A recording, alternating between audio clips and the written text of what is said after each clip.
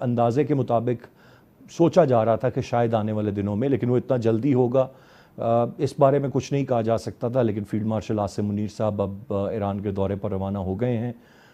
اس سے پہلے محسن نقوی صاحب کا دورہ اور بیک ٹو بیک ملاقاتیں، چیزیں بظاہر کسی مثبت سمت میں، اور پھر اگین پاکستان کا جو میڈیٹر کا کردار ہے اور دنیا کی نظریں اس وقت پاکستان پر مرکوز اور پاکستان کی شخصیات پر مرکوز. How do you see it? السلام علیکم، تھینک یو، آپ نے مجھے پروگرام میں مدعو کیا. دیکھیں، یہ جو جنگ ہے جس میں امریکہ نے میرے نزدیک ایک جسٹ وار کا آغاز کیا، اس میں اس وقت نہ صرف امریکہ، اسرائیل، ایران جو 3 پارٹیاں ہیں، بلکہ پوری دنیا اس سے متاثر ہو رہی ہے، کیونکہ اسٹریٹ آف ہارمز بلاکڈ ہے اور اس کی وجہ سے قیمتیں جو ہیں وہ بہت آئل کی بڑھ رہی ہیں. $101 سے تو کل میں دیکھ رہا تھا کہ وہ زیادہ ہو چکی تھیں. سو پوری دنیا کے لیے ایک سچویشن بنی ہوئی ہے جس کا امریکہ کے پاس ظاہراً کوئی حل نہیں نظر آتا. امریکہ جو ہے وہ اپنے جو فوجی آپشن تھے وہ تمام ایگزاسٹ کر چکا ہے، اور اس وقت بجائے نیگوشیٹنگ ٹیبل کے علاوہ اور کوئی آپشن تھی نہیں. لیکن ہم نے دیکھا کہ امریکہ تھرو آؤٹ ڈرانے دھمکانے کی پالیسی پر ہے کہ وہ ڈرا کے تو کچھ حاصل کر لے ایران سے. ایران جو اب دھمکیوں میں نہیں آ رہا. کل رات سے یہ چیز ایک اچھی خبریں آنا شروع ہوئی کہ ایک سوشل میڈیا پہ ایک ڈرافٹ سرکولیٹ ہو رہا تھا جس میں کہ یہ چیز آ رہی تھی کہ دونوں ممالک بہت نزدیک ہیں کسی ایگریمنٹ کے. جو ابھی آپ خبر دے رہے ہیں یہ میں آپ سے سن رہا ہوں. بہت خوش آئند ہے کہ ہمارے فیلڈ مارشل جو ہے وہ ایران کے لیے روانہ ہو گئے. یہی ایکسپیکٹڈ تھا آج کے دن کا. کنفلکٹنگ نیوز آ رہی تھی، کبھی آ رہا تھا کہ وہ کینسل ہوگی وزٹ، کبھی ابھی آپ بتا رہے ہیں کہ وہ چلے گئے ہیں. تو بہت خوش آئند بات ہے. میں سمجھتا ہوں کہ پوری دنیا کے لیے ایک سائے آف ریلیف ہوگا اگر یہ کوئی ایگریمنٹ ہو جائے. اور سب سے بڑی جو آنر اور پریسٹیج کی بات ہے وہ پاکستان کے لیے ہے کہ پاکستان اس سارے پروسیس میں ایک ایجنٹ آف پیس کے طور پہ ابھرا ہے، اور پاکستان نے اپنی سفارتکاری کو بھی بنوایا ہے جیسے ہم نے اپنی عسکری قوت کو بنوایا تھا 2025 میں. سو بہت بڑا ایک سہرا ہے جو میرے نزدیک پاکستان کے سر پہ سجنے والا ہے. ہمارے لیے خوشی کی بات ہے، اور اللہ کرے کہ ہمیں یہ کامیابی ہو اور یہ دونوں ممالک میں جنگ جو ہے یہ ختم ہو اور پوری دنیا جو ہے وہ امن کے جو ہے وہ فروٹ جو ہے وہ چکنے میں اسے مہیا. جن صاحب، ایک اہم جو بون آف کنٹینشن یا جو دونوں کے درمیان ایک معاملہ ایران اور امریکہ کے، وہ اسٹریٹ آف ہرمز ہے. بیانات اس ہفتے میں بھی آتے رہے ہیں کہ وہاں پر کوئی فیس نہیں ہونی چاہیے، وہ فری وے ہونا چاہیے، بہت ساری چیزیں ہیں، اور اطلاعات یہی ہیں اب تک کہ یہ معاملہ ابھی تک کہیں نہ کہیں بیچ میں ہی ہے.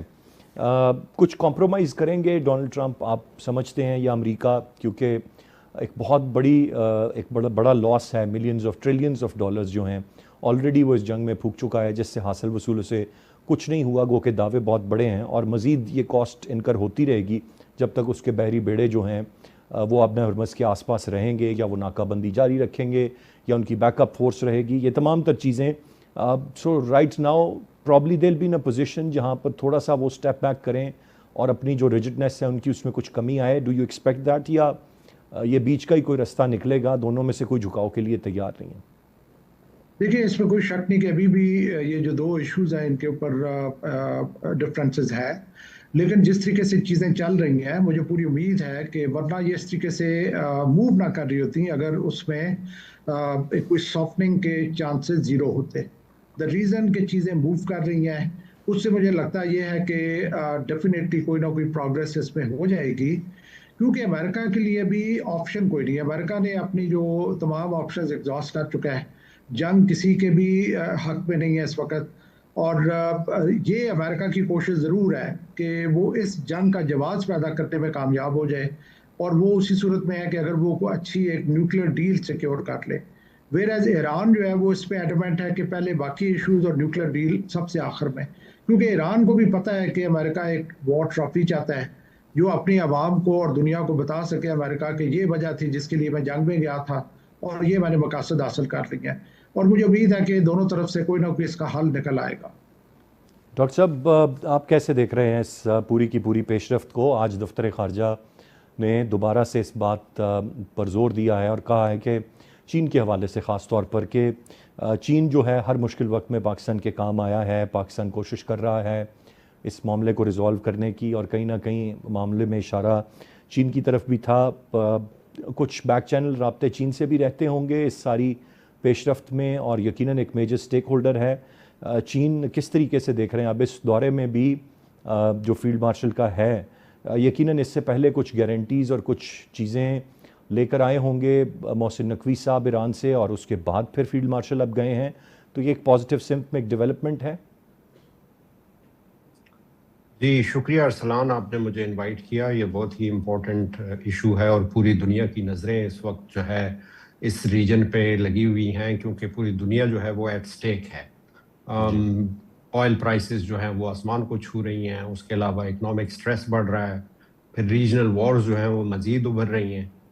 میں سیدھا آپ کے پوائنٹ کی طرف آتا ہوں کہ دیکھیں جو پاکستان نے اس سے اچیو کیا ہے ڈپلومیٹیکلی، وہ بہت ہی اعلیٰ مقام پاکستان کو حاصل ہوا ہے. ابھی پوٹن کے دورے میں بیجنگ میں پاکستان کا ذکر ہوا اور پاکستان کے اوپر چائنا نے اور رشیا دونوں نے بڑی خوشی کا اظہار کیا، بہت اپریسیشن دی، اور یہ بھی کہا، یہ دیکھیں یہ بڑی امپورٹنٹ بات ہے کہ رشیا نے یہ کہا کہ ہم پاکستان کی سوورینٹی پہ جب بات آئے گی اس کے لیے بھی ہم پاکستان کا سٹینڈ کے ساتھ سٹینڈ کریں گے. یہ بہت بڑی ڈیولپمنٹ ہے، بہت بڑی چینج ہے. اور چائنا اور رشیا اور امریکہ اور گلف سٹیٹ سب نے ہمارے اوپر ٹرسٹ کیا ہے. یہ جو بیک چینل کی آپ بات کر رہے ہیں، اس میں بیجنگ کا، چائنا کا بہت بڑا رول ہے. اور وہ کافی ٹائم سے، جب سے آپ دیکھیں کہ ایک فریم ورک بھی دونوں کے درمیان ایک میمورینڈم آف انڈرسٹینڈنگ ہوا، ایک فریم ورک جو ہے وہ سامنے آیا کہ کس طریقے سے اس ریجن میں امن کو جو ہے وہ لے کے آنا ہے. ابھی جو یہ والا دورہ ہے پرائم منسٹر شہباز شریف کا، یہ بہت اہمیت کا حامل ہے. اس کی دو ڈائریکشن ہیں. ایک تو آف کورس ہماری جو ٹریڈ ہے، جو اس کے علاوہ جو آرٹیفیشل انٹیلیجنس ہے، ایگریکلچر سیکٹر ہے، بزنس ٹو بزنس جو ہماری میٹنگز ہیں، کانفرنسز ہیں، وہ ایک سائڈ ہے. دوسری سائڈ جو ریجنل سٹیبلٹی ہے، اس میں ایران یہ سمجھتا ہے کہ چائنا جو ہے وہ گارنٹیز دے سکتا ہے، کیونکہ چائنا کا ڈائریکٹ سٹیک ہے اس ریجن کے اندر، اسٹریٹ آف ہارموز کے اندر. اور اگر آپ بگر پکچر میں دیکھتے ہیں، ابھی جس طرح پریزیڈنٹ ڈونلڈ ٹرمپ کا وزٹ ہوا، جس طرح کی باڈی لینگویج آپ نے دیکھی، پھر پوٹن کے ساتھ جس طرح کی آپ نے دیکھی، تو یہ پوری دنیا میں جو ایک بیلنس ہے وہ بدل گیا ہے، وہ مشرق کی طرف آ گیا ہے، جس میں چائنا کا بہت بڑا رول ہے. اور میں سمجھتا ہوں کہ چائنا ڈیفینیٹلی گارنٹیز دینا چاہتا ہے، کیونکہ چائنا کا اپنا رائز جو ہے. مجھے ڈاکٹر صاحب یہ بتائیے گا کہ ڈونلڈ ٹرمپ کے چائنا کے دورے کے بعد کچھ امریکی اخبار اور کچھ باقی انٹرنیشنل میڈیا ہاؤسز نے یہ رپورٹ کرنا شروع کیا تھا، اور بڑی عجیب سی بات تھی، لیکن ان کا یہ کہنا تھا کہ چین جو ہے وہ ایران کے پیچھے ہٹنا شروع ہو گیا اس دورے کے بعد سے. اس میں کوئی صداقت تھی یا وہ صرف ان کی ایک خواہش تھی جس پر مبنی وہ خبریں اور رپورٹنگ تھی؟ دیکھیں چائنا کی جو ڈپلومیسی ہے نا، آپ کو خود بھی آئیڈیا ہے کہ ان کی جو ڈپلومیٹک جو منورز ہوتی ہیں یا میسیجنگ ہوتے ہیں، وہ بڑے ڈیفرنٹلی ہیں، یعنی کہ وہ بڑے کھل کے ہر بات کا اظہار نہیں کرتے.